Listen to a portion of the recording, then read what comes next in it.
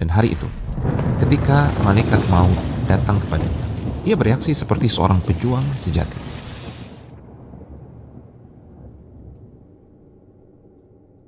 Suatu hari yang sunyi, Nabi Musa alaihissalam berada di kediamannya. Ia telah melalui banyak hal dalam hidupnya, tantangan, perjuangan, dan juga kemenangan. Namun hari itu berbeda. Seorang tamu datang menghampirinya. Sosok asing yang tidak ia kenali, tanpa izin, tanpa salam, tanpa perkenalan. Hanya sebuah kalimat yang terdengar tegas. Ya Musa, ajib rabbak. Wahai Musa, penuhilah panggilan Tuhanmu.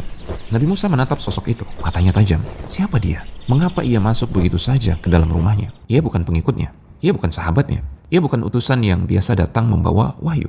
Lalu, apa maksud kedatangannya? Hati Nabi Musa waspada. Sebagai seorang lelaki yang gagah berani, ia tidak akan tinggal diam jika ada orang asing masuk ke rumahnya tanpa izin.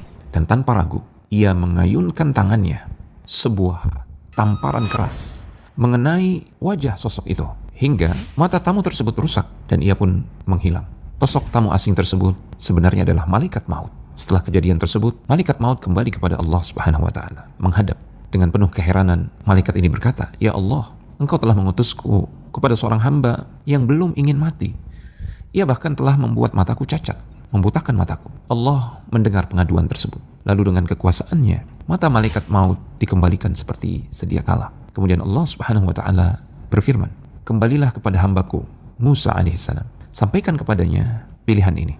Malaikat maut pun kembali turun ke bumi. Kali ini bukan hanya untuk menjemput ajal, tetapi juga untuk menyampaikan sebuah tawaran. Dan hari itu, ketika malaikat maut datang kepadanya, ia bereaksi seperti seorang pejuang sejati.